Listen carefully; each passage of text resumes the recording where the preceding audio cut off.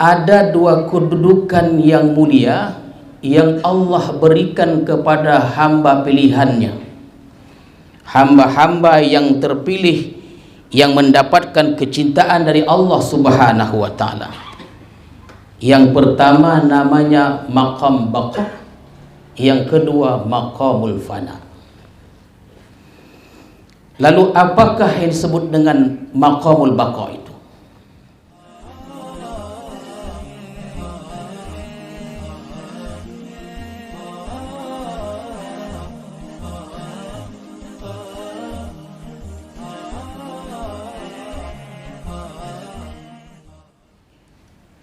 Bismillahirrahmanirrahim. Assalamualaikum warahmatullahi wabarakatuh.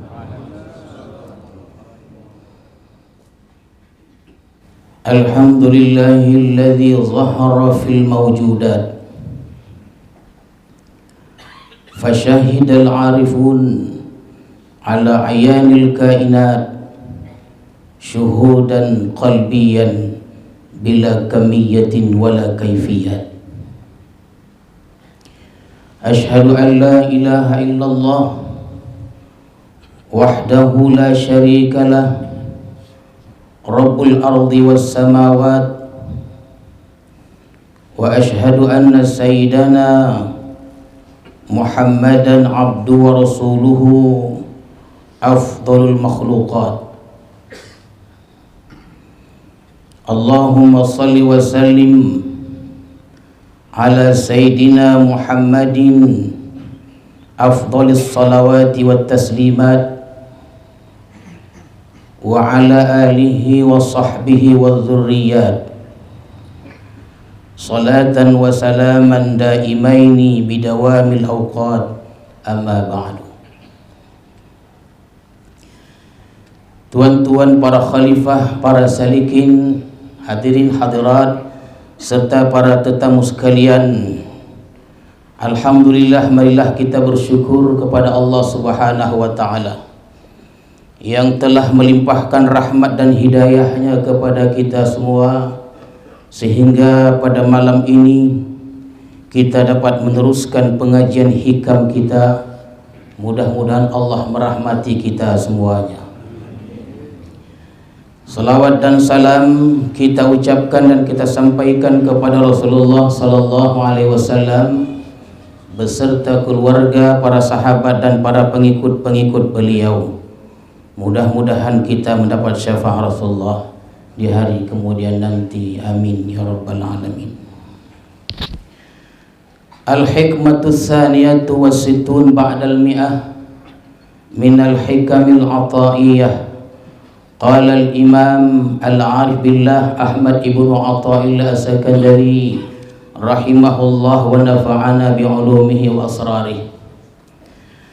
Maka pada hikmah yang ke-162 dari Al-Hikam Al-Athaiyah telah berkata pengarang Imam Ahmad ibnu Athaillah as-Sakandari rahimahullah wa nafa'ana bi'ulumihi wa asrarih.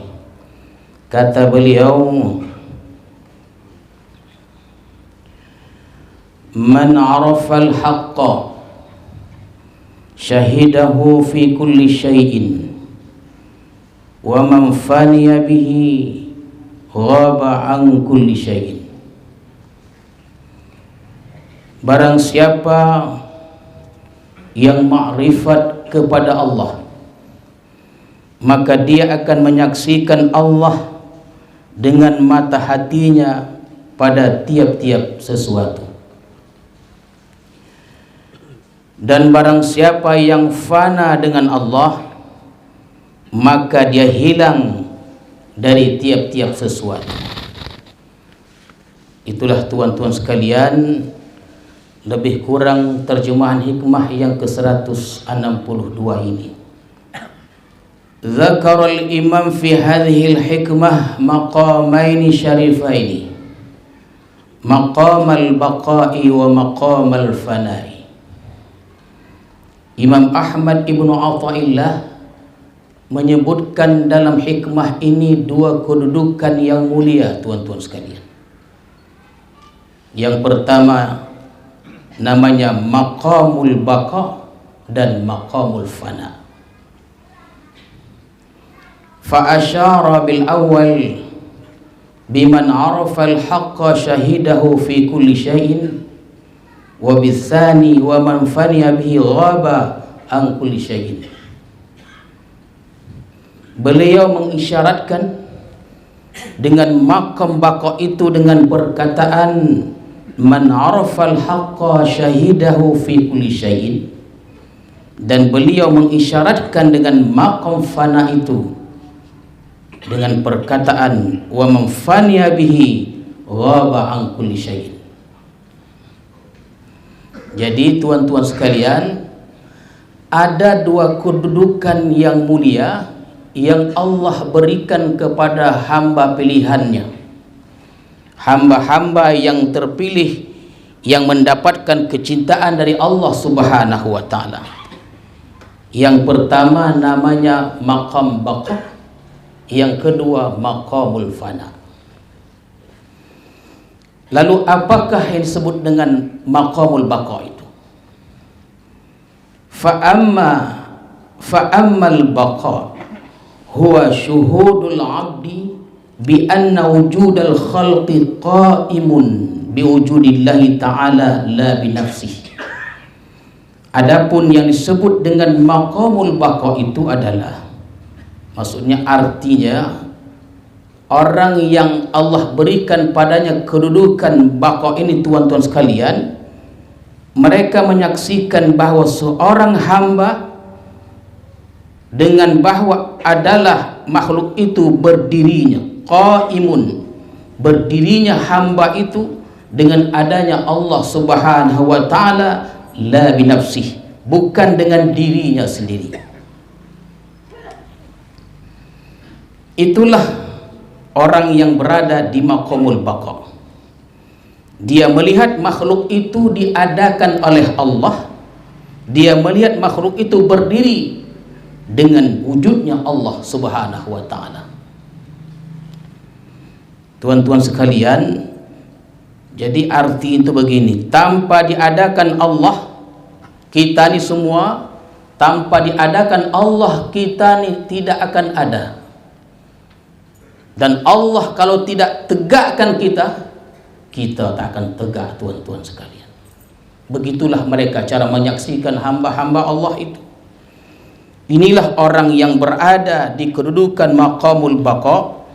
Apapun yang mereka lihat, tuan-tuan sekalian, maka itu adalah ciptaan Allah, keindahan Allah, kekuasaan Allah yang diketahui oleh Allah Subhanahu wa ta'ala. Jadi tuan-tuan sekalian, orang yang berada di maqamul baqa ini adalah mereka melihat makhluk dan melihat pencipta makhluk itu. Jadi bukan hanya makhluk, tetapi penciptanya dia lihat juga dengan mata hatinya itu. Wa hadzal maqam ma ra'aitu syai'an illa ra'aitu Allah ma'ah. Maqam ini atau maqam baqa ini adalah kedudukan yang menyatakan bahwa tidaklah aku melihat sesuatu apapun melainkan aku melihat Allah bersamanya. Begitu tuan-tuan sekalian. Orang yang sudah sampai ke maqam baqa itu begitu dia. Melihat apapun dalam alam semesta ini, maka dia ingat Allah Subhanahu wa ta'ala. Pengertian melihat itu, ingat itu artinya melihat dengan mata hati. Melihat apapun mata zahirnya itu, tuan-tuan sekalian, di alam ini, makanya mata hatinya juga melihat Allah. Jadi artinya ingat bahwa itu merupakan qudrah dan iradah Allah Subhanahu wa ta'ala. Sesuatu itu tidak akan ada tanpa diadakan oleh Allah Subhanahu wa ta'ala.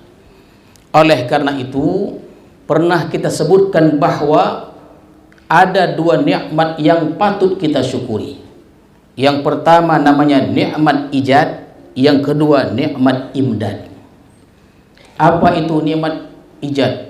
Nikmat diadakan oleh Allah Subhanahu wa taala. Itu nikmat luar biasa. Awalnya kita tidak ada, diadakan oleh Allah Subhanahu wa taala, itu namanya ijad. Ada lagi satu nikmat namanya imdad. Ketika Allah sudah adakan kita, Allah tidak biarkan kita begitu saja. Setelah utuh kita seperti ini, tuan-tuan sekalian, berkumpul di majelis ini, darah yang mengalir, keluar masuknya nafas kita, berfungsinya semua organ-organ dalam badan kita, itu diurus oleh Allah Subhanahu wa taala. Allah ciptakan kita dan Allah tidak tinggalkan kita. Tidak Allah biarkan kita mengurus diri kita sendiri. Oleh karena itu Rasul pernah berdoa, Rabbi la takilni ila nafsi tarfata ainin. Ya Allah, jangan engkau serahkan pada diriku dalam mengurus diriku ini walau sekejap mata. Nah, begitu tuan-tuan sekalian. Kalau Allah serahkan urusan diri kita kepada kita, mengalirnya darah, silakan engkau urus sendiri. Atau keluar masuknya napas, silakan engkau urus sendiri. Aku berhenti 1 menit saja, meninggal gitu semuanya. Oleh karena itu ada ni'matul ijad dan ni'mat imdad. Nikmat diciptakan dan Allah tidak tinggalkan, tidak biarkan kita semuanya. Tuan-tuan sekalian, wa hadzal maqam la yahsulu illa ba'da maqamil fana. Orang yang sudah duduk di makam baqo ini tidak akan berhasil dia sampai ke makam itu, tuan-tuan sekalian, kecuali sesudah makam fana, setelah dia didahului dengan makamul fana. Orang tidak akan sampai ke makam baqo itu setelah dia melampaui makam yang namanya fana, tuan-tuan sekalian. Maka apakah yang disebut dengan makamul fana itu? Wa amma maqamul fana huwa ghaibatul abdi an nafsihi wa anil khalqi jami'an fala yashhadu fil wujud illa Allah ta'ala. Adapun yang dinamakan maqamul fana itu adalah hilangnya seorang hamba, ghaibatul abdi, hilangnya seorang hamba an nafsihi wa anil khalqi jami'an, hilangnya seorang hamba dari dirinya sendiri dan daripada makhluk seluruhnya. Dia tidak menyaksikan apapun. Fala yashhadu fil wujud illallah, dia tidak menyaksikan apapun dalam alam semesta ini melainkan Allah Subhanahu wa taala. Itu maqamul fana pula, tuan-tuan sekalian. Maqamul fana ini orang tidak melihat sedikit pun makhluk ini. Dia hanya melihat Allah Subhanahu wa taala. Kalau dia melihat kambing contohnya, tuan-tuan sekalian, dia tidak melihat itu kambing, tapi yang dilihatnya adalah Allah Subhanahu wa taala. Kalau dia melihat laut, yang dilihat itu bukan lautnya, tapi qudrah dan iradah Allah Subhanahu wa taala. Laut, bumi dan sebagainya, bahkan dirinya sendiri pun tidak diingatnya, tuan-tuan sekalian. Yang disaksikannya oleh mata hatinya adalah Allah semata. Ini orang yang duduk di maqam fana itu. Baik tuan-tuan sekalian, untuk memudahkan pemahaman tentang maqamul baqo dan fana ini, saya berikan satu permisalan. Contohnya sebuah gunung, tuan-tuan sekalian. Ini gunung, tuan-tuan sekalian, ini misalnya gunung. Di sebelah kiri ini contohnya, ini maqam orang awam. Ya, ini maqam orang awam. Bagaimana maqam orang awam ini? La yaral haq. Orang awam ini dia tidak melihat Allah. Yang dilihatnya makhluk semata, tuan-tuan sekalian. Itulah orang yang berada di maqam awam ini. La yaral haq. Tidak melihat Allah itu. Yang dilihatnya adalah makhluk semata. Makhluk Allah. Kalau dilihatnya kambing, yang ditengoknya bentuknya, harganya dan sebagainya. Mungkin pagi ditengoknya kadang kambingnya, malam kok sah, besok sudah hilang. Itu makomnya orang awam. yang dilihatnya la yaral haq, dia tidak melihat hak Allah, tapi yang dilihatnya adalah makhluk-makhluk Allah semata. Tuan-tuan sekalian, di makom inilah orang banyak bersifat atau mempunyai sifat-sifat tercela itu. Di makom inilah tuan-tuan sekalian ada dendam. Kenapa orang itu dendam? Karena dia melihat makhluk yang menyakitinya. Jadi kalau ada orang dendam kepada orang lain, kenapa dia berbuat demikian? Karena dia melihat makhluk bukan yang lainnya, tuan-tuan sekalian, yang menyakiti yang dilihat makhluk Allah Subhanahu wa taala. Di makom inilah orang bersifat iri dan dengki, karena dia tidak memandang pencipta, yang dipandangnya adalah ciptaan Allah Subhanahu wa taala. Ini umumnya kita yang duduk di makom ini, tuan-tuan sekalian, kita tidak mengingat Allah, yang kita ingat adalah asbabnya. Asbabnya itu yang kita ingat, kita lupa musabbibnya, pencipta sebab-sebab itu, tuan-tuan sekalian. Golongan awam inilah yang berpendapat bahwa nasi itu yang mengenyangkan, yang berpandangan bahwa obat itu yang menyembuhkan, yang punya pandangan bahwa duit itu yang membuat senang orang. Ini orang yang duduk di makom awam ini.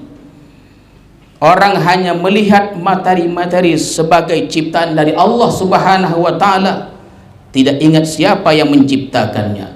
Ini orang yang duduk di makom awam. Contohnya sebelah kiri tadi ini. Lalu naiklah dia. Naik dia ke puncak gunung tadi, sampailah dia di puncak gunung, tuan-tuan sekalian, itulah namanya maqamul fana. Dia tidak melihat apa-apa lagi. Tak ada yang dilihatnya. Bahkan dia dirinya pun sendiri tidak dilihatnya. Dia hanya melihat Allah semata. Dari sebelah sini naik ke puncak, dia tidak bisa melihat. Sudah di puncak, tuan-tuan sekalian, tidak ada kanan, tidak ada kiri, depan dan belakang, yang ditengoknya hanya Allah Subhanahu wa taala. Maka disinilah letaknya maqamul fana tadi. Makan pun tak diingatnya. Orang yang kalau sudah sampai ke maqamul fana, makan minum pun tidak diingatnya, tuan-tuan sekalian. Kemudian orang tadi turun ke sebelah kanannya. Ini maqam awam, naik ke atas sampai maqamul fana, turun dia lagi. Inilah namanya maqamul baqa.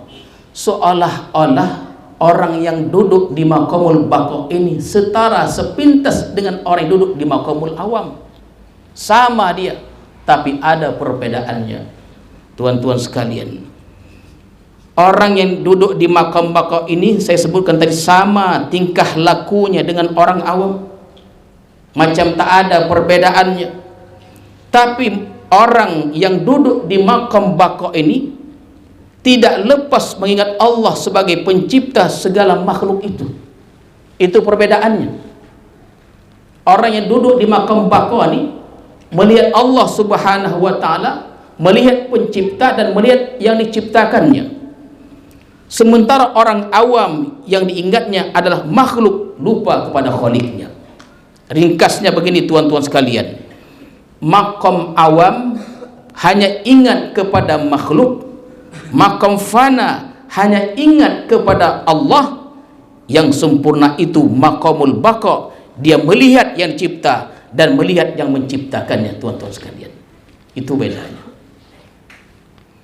Orang awam hanya melihat makhluk, orang yang duduk di maqam fana hanya melihat Allah semata.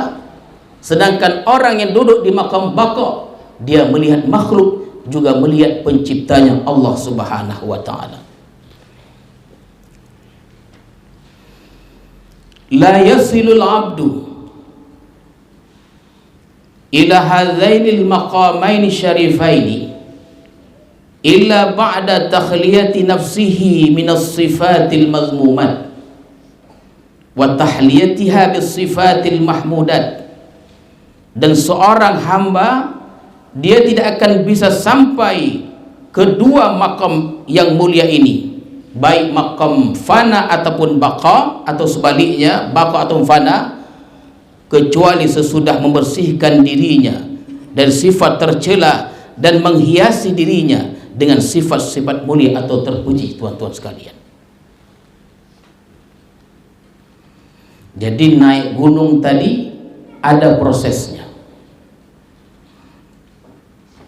Kalau sudah naik dia mudah dia turun. Tuan-tuan sekalian, orang kalau sudah sampai ke maqamul fana di puncak, turunnya dia agak mudah. Tapi untuk naik ke puncak itu ada prosesnya. Tuan-tuan sekalian, salah satu prosesnya adalah membersihkan diri dari sifat-sifat tercela, menghiasi dengan sifat-sifat terpuji. Bila ini bisa, maka kita akan sampai ke tahap itu. Tuan-tuan sekalian,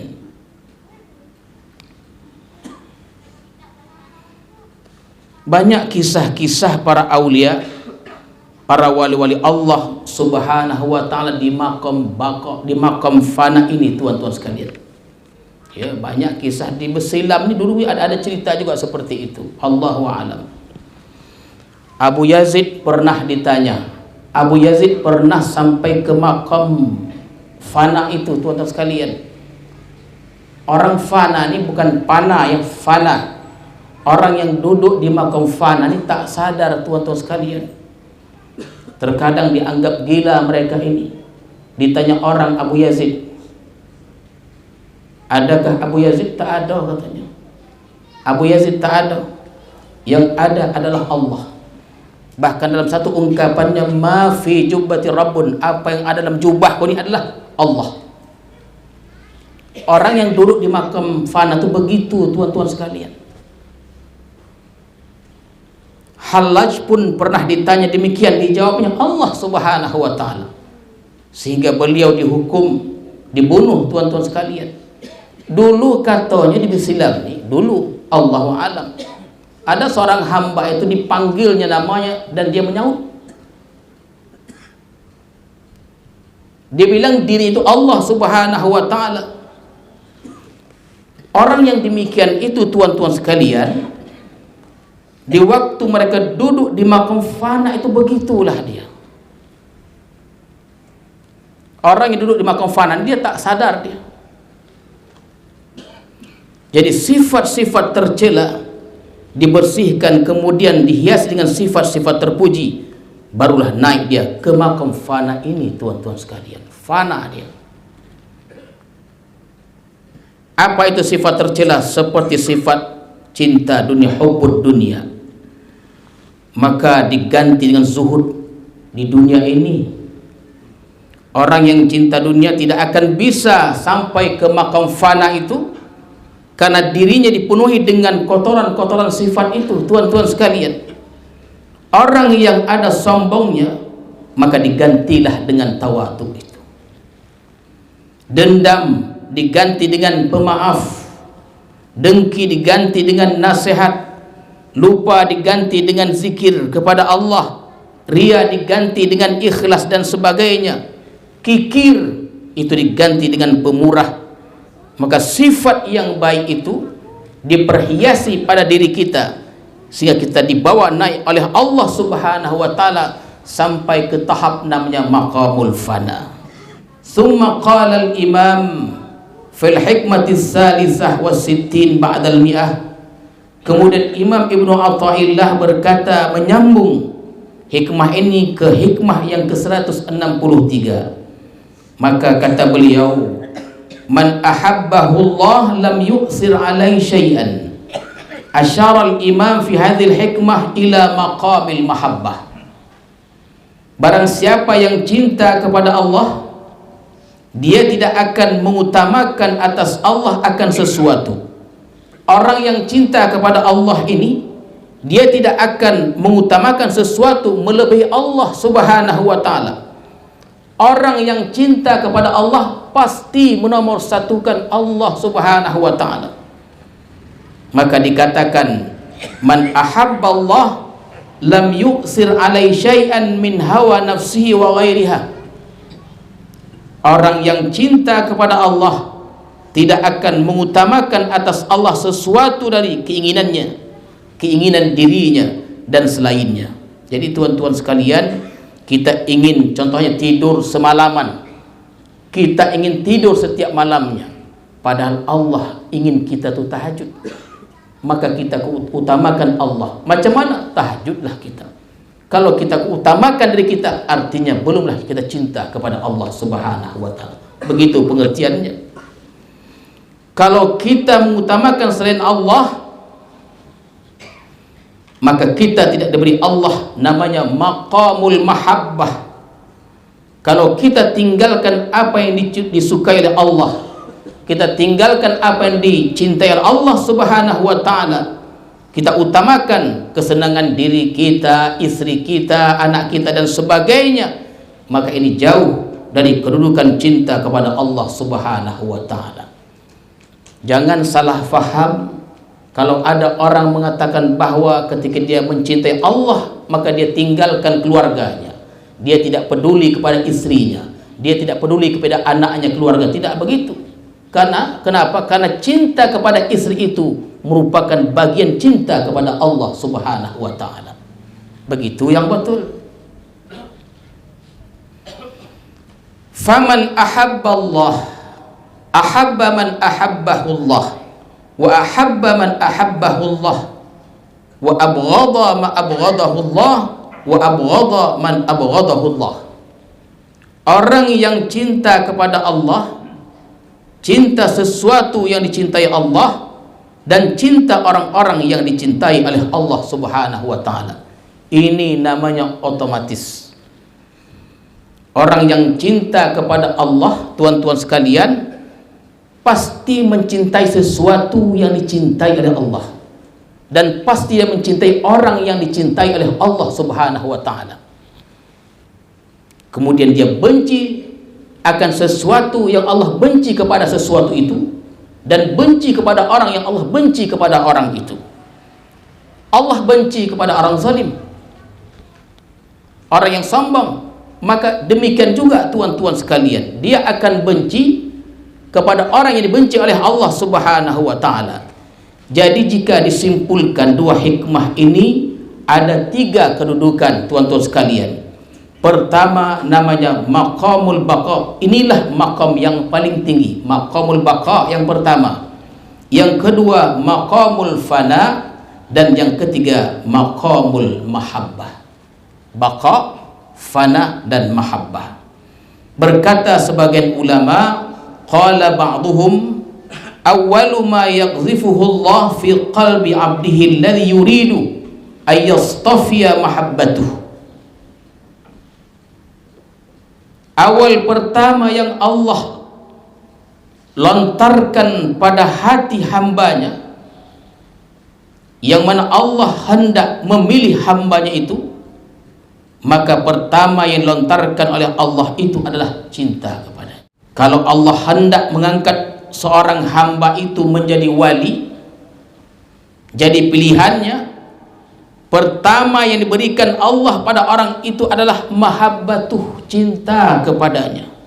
Itu dia tuan-tuan sekalian, pertama yang dilontarkan Allah itu adalah mahabbatuh, cinta kepada Allah itu. Ini adalah modal pertamanya. Sebelum dijadikan Allah orang ini wali, sebelum diberikan Allah orang ini fana dan lainnya, pertama yang beri Allah kepada seorang hamba itu untuk sampai ke tahap itu adalah cinta kepada Allah Subhanahu wa ta'ala. Fala yazalu yu'addil fara'idha wa yukthirul nawafila wa yadhkurullaha dhikran katsira wa yukhalliya nafsah wa yuhalliya hatta ahabbahu Allah hubba. Orang yang cinta kepada Allah karena diberi mahabbah tadi, maka orang ini senantiasa menunaikan kefarduan, yu'addil fara'idha, memperbanyak sunnah-sunnah, wa yaksirun nawafila, banyak zikir kepada Allah, wa yadhkurullaha dzikran katsira. Dia bersihkan dirinya dari yang tidak disukai oleh Allah Subhanahu wa taala, dia perhias dirinya dari segala yang disukai oleh Allah Subhanahu wa taala, wa yukhalli nafsahu wa yuhalliya hatta ahabbahu Allah hubba. Jadi akhirnya tuan-tuan sekalian, kalau sudah demikian, orang ini mendapatkan cinta dari Allah Subhanahu wa taala. Jadi kalau Allah berikan mahabbah, maka kita akan rajin ibadah, menunaikan ibadah-ibadah fardu, sunnah, membersihkan diri, memperhias diri kita dari hal-hal yang tercela. Modalnya tuan-tuan sekalian, cinta kepada Allah Subhanahu wa taala. Maka kalau sudah demikian, ahabbahullah hubba, Allah cinta orang ini akan cinta yang khusus. Fa idza ahabbahu afnah, bila Allah cinta pada orang ini tuan-tuan sekalian, karena hal-hal yang disebutkan tadi, maka Allah berikan kepadanya makam fana tadi. Wa idza afnah abqah, bila Allah berikan orang ini makam fana, dia beri selanjutnya makamul baqa. Itulah prosesnya tuan-tuan sekalian. Proses untuk mendapatkan makamul baqa itu seperti itu, bukanlah mudah, tidak mudah rupanya. Ada prosesnya, panjang prosesnya itu. Jadi naiknya itu tuan-tuan sekalian sulit sekali. Tapi kalau sudah naik, abqahullah, Allah beri dia makam baqa. Allah pindahkan dia dari fana ke baqa, sehingga dia bisa melihat Allah dan karya-karya Allah Subhanahu wa taala. Wa idza afnahu abqah fasara 'abdan 'arifan waliyan lillahi ta'ala, maka jadilah orang ini hamba yang arif dengan Allah, wali bagi Allah.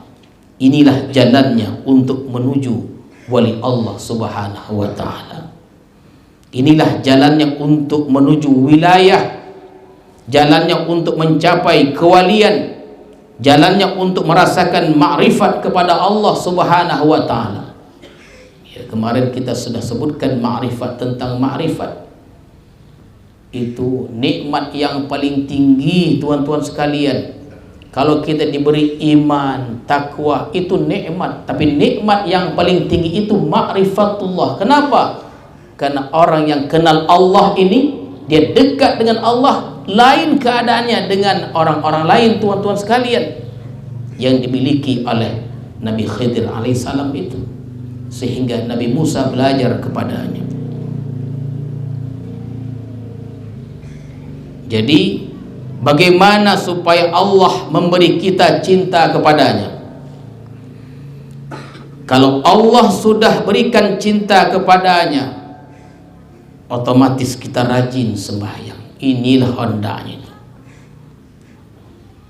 Rajin yang sunnah-sunnah dan lain-lainnya, diri dibersihkan dan dihiasi dengan sifat-sifat terpuji. Itu modalnya tuan-tuan sekalian. Maqamul baqa ini yang terakhir. Inilah maqam mursyid. Iko cita dulu, bukan cita sekarang. Kalau sekarang tak tolak kita dah. Ini para salikin, orang suluk, orang yang duduk di maqam baqa ini. Maqam baqa inilah maqamnya mursyid. Iko cita dulu, bukan cita sekarang. Makam orang-orang membimbing manusia yang duduk di makam baqa inilah. Seseorang tidak akan bisa dia mursyid kalau tidak sampai ke makam baqa itu. Ini pelajaran pada kita. Orang yang di makam awam tentu tidak bisa menjadi pembimbing, karena dia hanya melihat makhluk Allah itu. Tak bisa. Dia hanya melihat makhluk, tidak melihat Allah. Tak mungkin.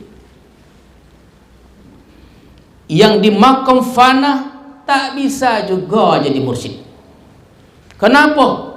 Karena yang tengoknya Allah aja, tak ada manusia dah. Allah saja yang dilihatnya. Kalau orang awam yang ditengoknya makhluk aja, orang fana yang ditengoknya adalah Allah saja, dua-duanya tak bisa jadi mursyid. Begitulah dia. Kau jangan salah faham. Ya, jangan salah faham. Begitulah hikmah itu menjelaskan kepada kita, yang bisa menjadi mursyid itu orang yang berada di maqam baqa. Dia melihat Allah, dia juga melihat ciptaan Allah Subhanahu wa ta'ala. Itu bau betul. Oleh karena itu, cerita dulu. Semua mursyid yang dulu-dulu, yang ratusan tahun dulu, duduk di maqam itu. Pertanyaannya adalah, apakah metode-metode, cara-cara yang digunakan, yang dipakai oleh orang-orang yang duduk di maqam baqa ini, kita pakai sekarang ini? Payah tuan-tuan sekalian. Jangan pula kita membakok-bakokkan diri, memfana-fanakan diri, mengaku diri sudah baqa, bahkan mengaku diri sudah fana, padahal duduk di maqam awam. Itulah kita harus hati-hati. Terkadang kita menceritakan dulu, memanglah dulu orang berbuat begitu karena dulu orang duduk di maqam baqa itu. Tidak bisa kita mengikuti orang yang duduk di maqam baqa. Kalau tidak bisa, jangan kita paksa. Kita gunakan metode yang sesuai dengan kemampuan kita, tuan-tuan sekalian. Begitu baru dia. Makanya perlahan-lahan pernah disebutkan, karena kita orang-orang suluk ini, tuan-tuan sekalian, ini kan kita nih pengajian orang-orang suluk dan kita semuanya. Lain metode kita, lain metode di pesisir Sumatera, lain pula di Semenanjung di Malaysia itu. Semuanya berbeda, tuan-tuan sekalian. Tapi dalam hikmah yang ke-163 ini disebutkan bahwa orang awam memang tak bisa menjadi mursyid. Karena mursyid ini tugasnya membimbing manusia. Kenapa tak bisa? Karena yang ditengoknya itu adalah manusia aja. Lalu macam mana sebelum ini? Boleh-boleh saja disesuaikan dengan keadaannya. Kalau kita paksakan mesti bakok juga, macam mana anak mencari genai ke uang di maqam bakok itu? Sampai kiamat payah mencarinya. Mengapa kita, tuan-tuan sekalian? Jangankan di maqam fana, di maqam awam ni, di maqam fana pun tidak boleh dia menjadi mursyid. Ini menurut hikmah 163 ini, 162 dan 63. Yang duduk di maqam fana pun tak boleh. Kenapa? Yang ditengoknya hanya Allah Subhanahu wa ta'ala. Yang boleh itu adalah duduk di maqam baqa. Kenapa? Dia melihat makhluk, pencipta juga dilihatnya, tuan-tuan sekalian. Jadi cerita kita malam ini dua hikmah, yang 162 dan 163. Jadi tuan-tuan sekalian, alhamdulillah, ini hikmah yang ke-163. Setelah kita 4 tahun kita mengaji, mungkin ada 2-3 tahun lagi nih, karena sisanya itu ada sampai 264 hikmah. Jadi pada malam ini sudah sampai kita, alhamdulillah, sudah sampai ke hikmah yang ke-163. Ya, mudah-mudahan dari tahun 2020 hingga menjelang ini 2024 ini diberkati kita semuanya, diridhai kita semuanya, dimudahkan segala urusan kita dalam mengabdi berkhidmat kepada Allah Subhanahu wa ta'ala. Ini sajalah yang saya sampaikan. Auzubillahi minasyaitonirrajim. Bismillahirrahmanirrahim. Allahumma zidna ilma warzuqna fahma. Allahumma ja'al jam'ana hadza jam'an marhuma wa tafarruqan ba'da tafarruqan ma'suma. Wa sallallahu ala sayyidina Muhammadin wa ala alihi wa sahbihi ajma'in. Walhamdulillahi rabbil alamin. Assalamualaikum warahmatullahi wabarakatuh.